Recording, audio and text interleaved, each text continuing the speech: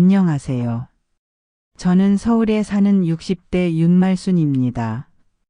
제 나이쯤 되면 명절이 마냥 즐겁지만은 않습니다. 손수 차례상을 차리느라 힘든 것도 있지만 그보다 더 큰 건 집안 분위기 때문이지요. 추석 전날 아들 도윤이가 며느리 서진이를 데리고 내려오는 날이었습니다. 그날도 고속도로를 달리는 차 안에서 무슨 얘기가 오갔는지 저는 몰랐지만 집 앞에 도착한 두 사람의 얼굴만 봐도 공기가 묘하게 무겁다는 걸 알 수 있었습니다. 왔니? 길은 안 막혔고? 제가 문 앞에서 맞이하며 물었을 때 아들은 억지로 웃으며 어머니, 저희 왔어요. 하고 대답했습니다. 그 옆에서 며느리는 손을 흔들며 밝게 인사했지만 그 웃음이 진심이 아니라는 건 제 눈에도 훤히 보였습니다. 어머님, 안녕하세요. 며느리가 그렇게 말했을 때 저는 고개만 끄덕였습니다. 왔어. 들어와. 짐은 내가 들게.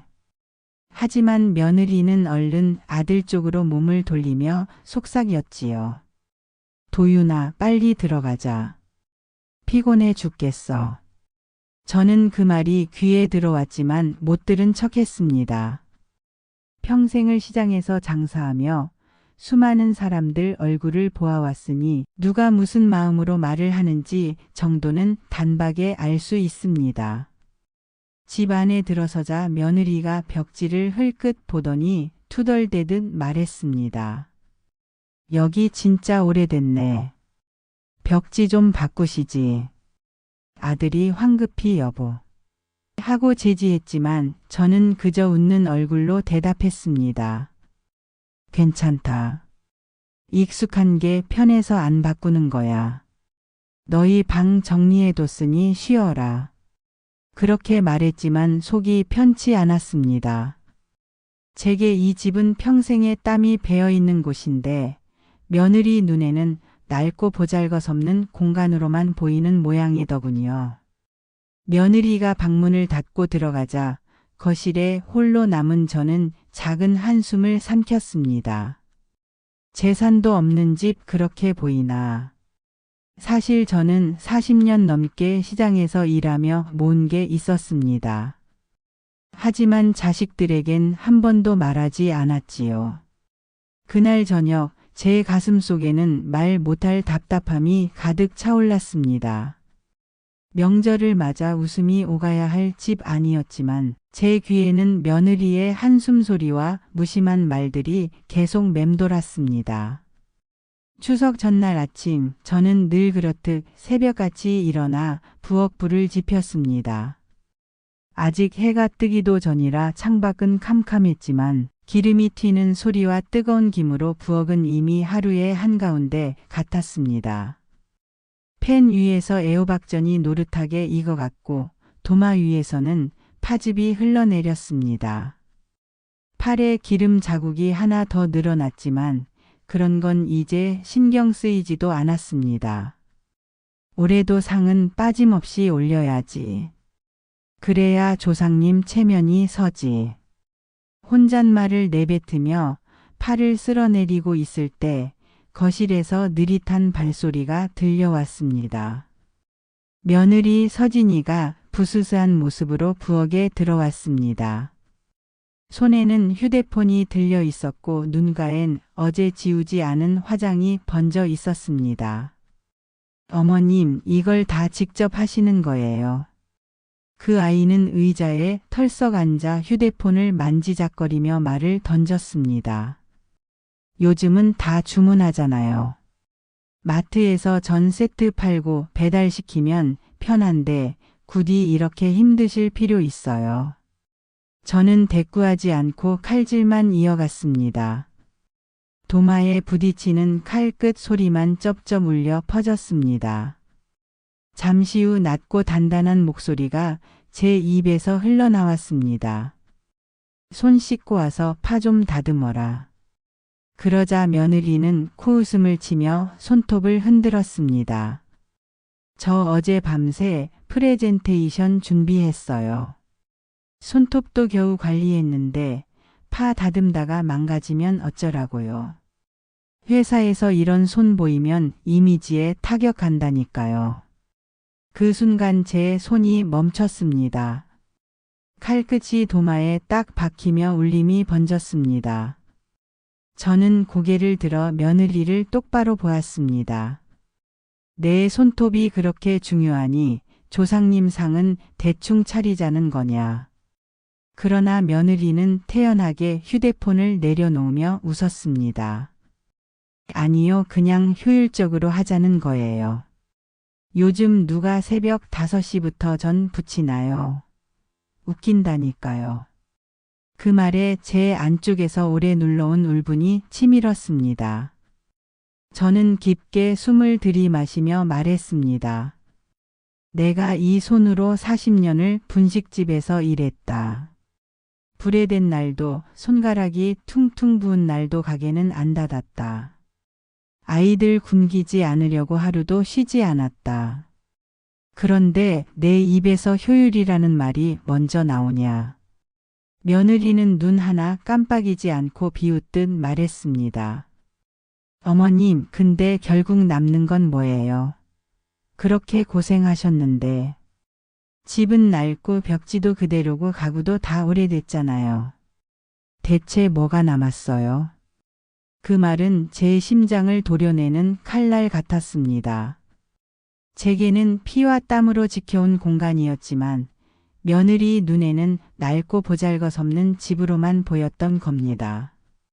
저는 대꾸하지 않고 다시 칼을 들어 도마를 세차게 내리쳤습니다. 탁탁탁 울리는 소리가 부엌에 가득했습니다. 그건 억눌린 분노가 바닥으로 내려꽂히는 소리 같았습니다. 그날 아침 부엌의 공기는 기름 냄새보다 더 무겁고 뜨겁게 달아올랐습니다. 저는 그때 알았습니다. 제 속 깊은 곳에서 뭔가가 조금씩 무너지고 있다는 것을. 점심 무렵 상 위에는 새벽부터 준비한 반찬들이 하나둘 놓였습니다. 나물, 전, 탕까지 빈틈없이 차려졌지만 제 마음은 도무지 뿌듯하지 않았습니다. 부엌에서 땀 흘려 만든 음식이었는데도 며느리는 젓가락을 들고서도 도무지 흡족한 기색이 없었거든요. 아휴, 역시 집밥은 맛있네요. 근데 어머님, 이렇게 힘들게 왜 하세요? 요즘은 그냥 사다 먹어도 다 괜찮다던데. 며느리는 밥 한술 뜨고는 툭 던지듯 말했습니다. 저는 굳이 대꾸하지 않았습니다. 대신 아들 도윤이가 급히 말끝을 봤더군요. 여보, 그냥 먹자. 엄마가 다 정성껏 준비하신 거야. 그런데 그 다음 며느리 입에서 흘러나온 말은 제 가슴을 싸늘하게 얼려버렸습니다. 정성은 무슨 사실 그렇게 대단한 것도 아니잖아. 우리도 피곤하고 바쁜데 여기까지 와서 설거지하고 청소까지 해야 하면 너무 비효율적이지. 시간도 돈인데. 그 순간 젓가락을 짚던 제 손이 덜덜 떨렸습니다. 말이란 게 참 무섭지요. 사소한 한마디에도 마음속 깊은 곳이 무너져 내릴 때가 있으니까요. 아들은 얼굴을 붉히며 며느리를 제지했습니다. 여보, 제발, 지금 엄마 앞이잖아. 하지만 며느리는 아랑곳하지 않았습니다. 오히려 태연하게 말을 이어갔습니다. 사실이잖아. 그리고 당신네 집안에 뭐가 있어? 재산도 없는 집이잖아. 시장에서 분식집 하셨다고 했는데 아파트도 없고 빌딩도 없고. 솔직히 상속받을 것도 없는데 우리가 왜 이렇게까지 해야 해? 그 말이 제 귀를 때리는 순간 저는 밥을 더 삼킬 수가 없었습니다. 숟가락을 내려놓는 소리가 딱 하고 울려 퍼졌습니다. 저는 고개를 들어 두 사람을 바라보았습니다. 주름진 제 얼굴은 차갑게 굳어 있었고 눈빛에는 억눌린 분노가 번졌습니다. 아들은 얼른 고개를 숙였지만 며느리는 눈길을 피하지 않았습니다. 오히려 팔짱을 끼고 당당하게 제 눈을 바라보며 말했습니다. 어머님, 제가 뭐 틀린 말 했나요? 저는 목까지 차오르는 말을 꾹 눌렀습니다. 그저 숟가락만 다시 집어들었지요. 하지만 밥맛은 이미 사라지고 없었습니다. 그 순간 저는 알았습니다. 제가 평생 지켜온 집, 제가 몸 바쳐 살아온 인생이 며느리 눈에는 그저 하찮고 초라하게만 보인다는 사실을요. 따끈하게 준비된 음식들이 상 위에 놓여 있었지만 그날의 밥상은 차갑게 식어갔습니다. 제 마음도 함께 얼어붙고 있었습니다. 그리고 속 깊은 곳에서는 또 하나의 불씨가 은근히 타오르기 시작했습니다. 점심이 지나고 집안이 잠시 조용해졌을 무렵 며느리는 거실 한가운데 앉아 작은 거울을 꺼내 화장을 고치고 있었습니다. 저는 부엌에서 남은 그릇들을 정리하며 바삐 움직였는데 거울 앞에서 립스틱을 덧바르는 며느리의 모습을 보자 속이 답답해졌습니다. 집안일은 산더미인데 도와줄 생각은 눈곱만큼도 없어 보였으니까요. 잠시 후 며느리는 외투를 걸치더니 태연하게 말했습니다. 도윤아, 나 잠깐 나갔다 올게. 근처에서 친구들이랑 카페에서 만나기로 했어. 그 말에 아들 도윤은 눈을 크게 뜨며 당황했습니다. 뭐? 지금? 오늘이 추석 전날인데 엄마랑 같이 준비 도와야 하잖아. 저는 그제야 손을 멈추고 며느리를 똑바로 바라봤습니다. 명절 전날에 집을 비운다고? 그게 도리에 맞는다고 생각하니? 며느리는 전혀 미안한 기색 없이 웃음을 지으며 대답했습니다. 어머님, 요즘 세상 좀 보세요. 누가 명절 준비를 다 집에서 해요. 다 사다 놓고 모이면 그냥 밥 먹는 게 다죠. 제가 이렇게까지 매달려야 할 이유는 없잖아요.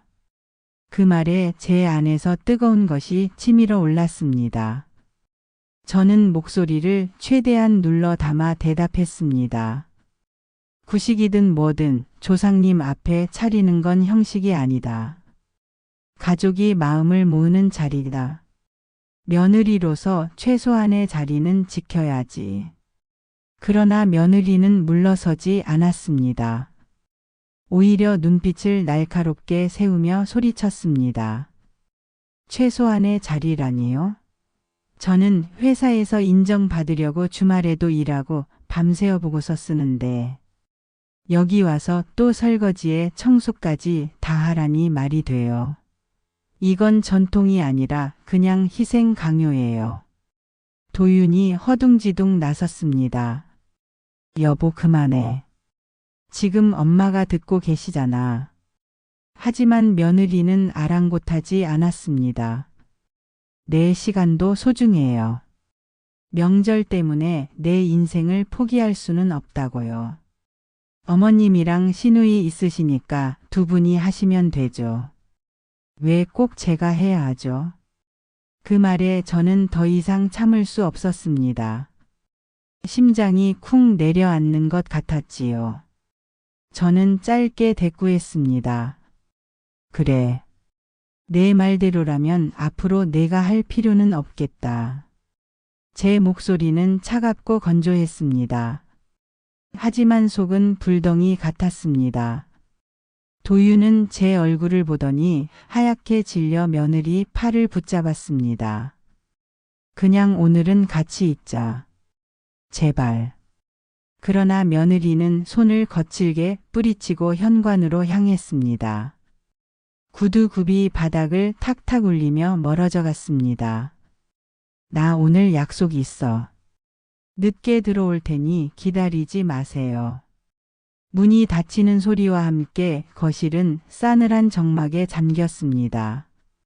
저는 한동안 현관을 바라보다가 천천히 등을 돌렸습니다. 그 순간 제 가슴 속에 자리 잡은 감정은 단순한 서운함이 아니었습니다. 그것은 오래 참아온 인내가 무너진 자리에서 피어오르는 차갑고도 단단한 결심이었습니다. 밤이 깊어지자 집안은 고요했습니다. 아들은 거실 소파에 앉아 휴대폰만 들여다보고 있었고 며느리는 외출을 나가 아직 돌아오지 않았습니다. 부엌에 홀로 남아 앉아있던 저는 손끝에 배어있는 기름 냄새를 문득 느끼며 한숨을 내쉬었습니다. 그리고 오래된 기억들이 천천히 떠올랐습니다. 20살 무렵 저는 남편과 함께 시장 한쪽에 작은 분식집을 열었습니다. 새벽 4시면 상인들이 가게 문을 열고 분주히 움직였고 저도 떨리는 손으로 불을 지펴 가마솥 국물을 끓였습니다. 겨울에는 찬물에 손이 얼어 젓가락을 놓치기도 했고 여름에는 뜨거운 기름이 튀어 팔에 화상 자국이 늘었습니다. 그래도 가게 문을 닫는 날은 없었습니다. 하루 장사를 쉬면 아이들이 굶을지도 모른다는 두려움이 저를 늘 붙잡았지요. 남편은 몸이 약해 오래 버티지 못했습니다. 결국 어린 도윤과 선영을 책임지는 건 오롯이 제 몫이 되었습니다. 손님들은 값싼 떡볶이 한 그릇을 찾았지만 저는 늘 정성껏 다시마와 멸치를 넣어 국물을 우렸습니다. 장사가 끝나고 집에 돌아오면 손가락은 퉁퉁 붓고 무릎은 시큰거렸습니다. 그래도 다음 날이면 또다시 가게 문을 열었습니다. 아이들이 학교에서 굶지 않게 하기 위해서였지요. 모은 돈으로 처음 산 게 낡은 다세대 주택 한 채였습니다. 주변 사람들은 장사꾼이 무슨 집을 사냐며 비웃었지만 저는 꿋꿋이 버텼습니다. 세월이 흐르면서 집값은 점점 올랐고 저는 조용히 또 다른 집, 작은 땅을 사두었습니다. 그러나 아이들에게조차 말하지 않았습니다. 그저 묵묵히 모으고 지켜왔습니다. 그런데 오늘 며느리가 제게 한 말이 귀에 계속 맴돕니다. 재산도 없는 집, 시장에서 분식집 하던 사람. 그 말이 제 가슴을 후벼 팠습니다. 저는 결코 빈손으로 살아온 사람이 아닌데 며느리 눈에는 그저 초라한 늙은이로만 비쳤던 겁니다. 저는 무거운 발걸음을 옮겨 장롱 밑을 뒤져 오래된 금고를 꺼냈습니다. 차가운 쇠붙이의 감촉이 손끝에 전해졌습니다. 열쇠를 돌리자 안에는 세월이 고스란히 담겨 있었습니다. 집문서, 통장, 땅 문서, 그리고 현금 다발. 손끝이 떨렸습니다. 이 서류 하나하나가 제 인생의 흔적이었으니까요. 빗속에서 젖은 발로 가게 문을 열던 날들, 화상으로 붉게 부풀어 오른 팔을 감싸 쥐고도 떡볶이를 내던 기억, 배고프다 울던 아이들에게 떡 하나라도 더 나눠주던 순간. 그 모든 게 이 금고 속에 차곡차곡 쌓여 있었습니다. 저는 금고를 다시 닫으며 조용히 중얼거렸습니다. 재산이 없는 집이라 며느리 눈에는 그렇게 보였겠지. 하지만 언젠가는 알게 되겠지. 내가 어떤 삶을 살아왔는지. 그 순간 제 안에서 무언가 단단하게 굳어졌습니다. 평생 꾹꾹 눌러온 인내가 이제는 결심으로 바뀌어가고 있음을 저는 똑똑히 느꼈습니다. 금고를 다시 장롱 밑에 밀어넣고 자리에 앉았지만 제 마음은 이미 불타고 있었습니다. 며느리가 던진 말들이 귓가에 맴돌았습니다. 재산도 없는 집, 시장에서 분식집 하던 사람. 그 한마디가 제 지난 세월을 모조리 짓밟는 것 같았습니다. 새벽마다 시장에 나가 손이 부르트도록 떡을 빚고 장터에서 욕설을 들어도 꾹 참고 비 오는 날 젖은 옷을 말릴 틈도 없이 버텨낸 세월이 단숨에 하찮게 느껴졌습니다. 밤이 깊어가던 그때 현관문이 철컥하고 열리더니 며느리가 들어왔습니다. 구두 굽소리가 거실을 울리며 다가왔습니다. 가방을 아무렇게나 던지고 물을 벌컥 마시는 모습에 제 속은 더욱 뒤틀렸습니다.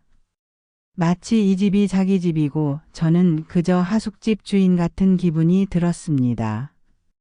서진아, 이리 와 앉아라. 제가 낮지만 단단한 목소리로 부르자 며느리는 의아한 얼굴로 앉으며 말했습니다. 왜요, 어머님? 저 피곤해요. 그냥 자면 안 돼요. 저는 대답 대신 장롱 밑을 뒤져 금고를 꺼냈습니다.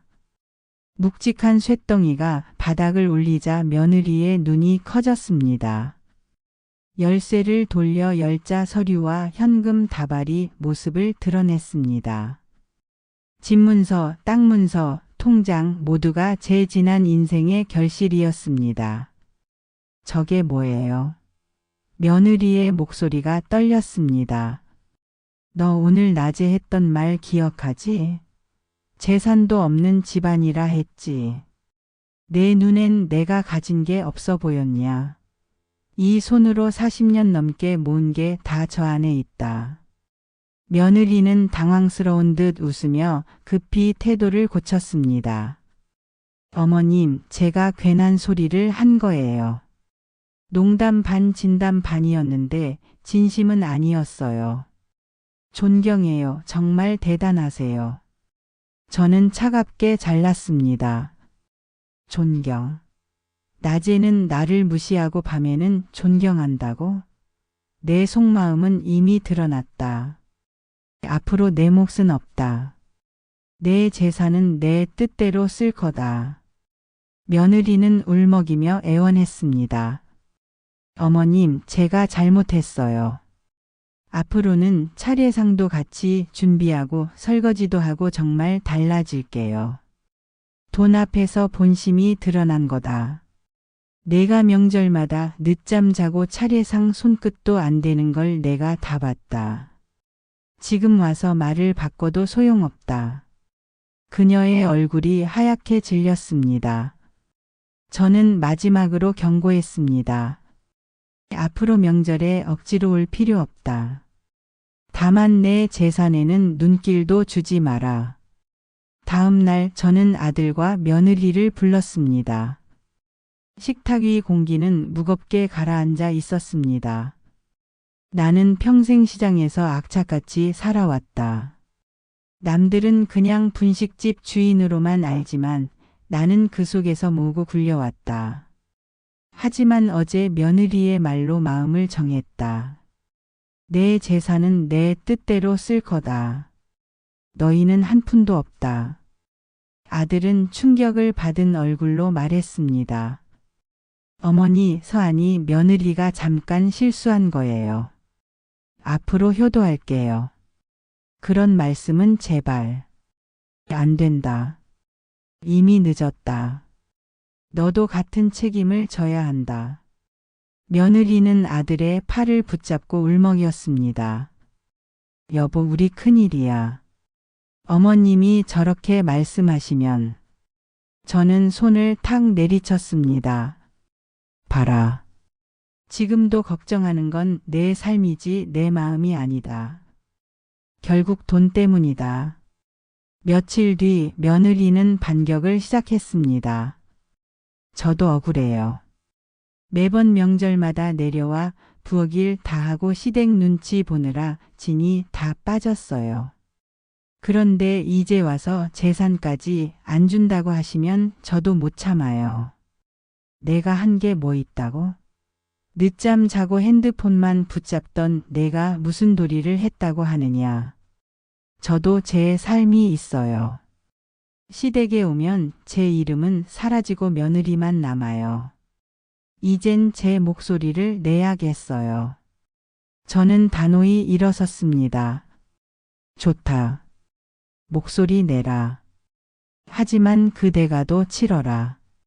나는 더 이상 너를 며느리로 인정하지 않는다. 내 재산은 내 손에 절대 가지 않을 거다. 며칠 후 부엌에서 다시 말다툼이 벌어졌습니다. 이렇게 싸우고 남는 게 뭐예요? 저는 이제 못 참겠어요. 앞으로 명절에도 안 올 거예요. 그래, 잘 됐다. 나도 이제 너 같은 며느리 보고 싶지 않다. 앞으로 명절에 오지 마라. 나를 어머님이라 부를 필요도 없다. 가족인데 어떻게 그런 말씀을. 가족? 넌 한 번도 날 가족으로 대하지 않았다. 내 눈에는 재산도 없는 늙은 시어머니였겠지. 하지만 이제 알겠지? 나는 내가 알던 그런 사람이 아니다. 며느리는 눈물을 글썽이며 아들을 바라봤지만 아들은 고개를 숙였습니다. 저는 마지막으로 선언했습니다. 내 재산은 내 뜻대로 쓸 거다. 너희는 한 푼도 기대하지 마라. 대신 억지로 명절에 올 필요도 없다. 방 안은 무거운 침묵에 잠겼습니다. 며느리는 방으로 들어가 버렸고 아들은 깊은 한숨만 내쉬었습니다. 그날 밤 저는 창문을 열고 바람을 맞으며 지난 세월을 되짚었습니다. 새벽마다 떡을 빚던 손끝의 고통, 장터에서 맞아내야 했던 비웃음, 쌀 한 톨 아껴 저축하던 날들. 남편이 병으로 쓰러졌을 때도, 아들이 대학을 가겠다 했을 때도 저는 제 몸을 갈아 넣으며 버텼습니다. 그 모든 세월이 바로 금고 속에 쌓여 있었습니다. 그런데 며느리는 단 한마디로 제 인생을 부정했습니다. 며느리의 눈빛은 이제 변했습니다. 전엔 무심하거나 건성이었는데 이제는 억지로 눌러둔 분노가 드러났습니다. 하루는 제 앞에서 어머님, 저는 시댁만 오면 제 삶이 사라지는 것 같아요. 그냥 심부름꾼 같고 사람 대접도 못 받아요라며 울분을 토했습니다. 하지만 제 귀에는 그것조차 핑계로 들렸습니다. 내가 말하는 억울함, 그건 결국 내가 불편하지 않기 위한 변명일 뿐이다. 나는 평생을 버티며 모욕을 견뎠다. 그런데 내가 조금 힘들다고 그렇게 원망을 쏟아내는구나. 며느리는 억울하다는 듯 목소리를 높였습니다. 저는 어머님처럼 강하지 않아요. 저는 제 꿈도 있고 하고 싶은 일도 있었어요. 그런데 결혼하고 나니 시댁에 묶여 살았어요. 어머님은 평생 고생했다고 말하지만 저는 제 청춘을 잃었어요. 그게 얼마나 힘든지 아세요?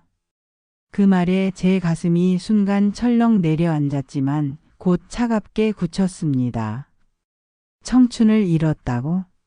내가 스스로 선택한 길이다. 그런데 이제 와서 책임을 다 내 탓으로 돌리려 하느냐.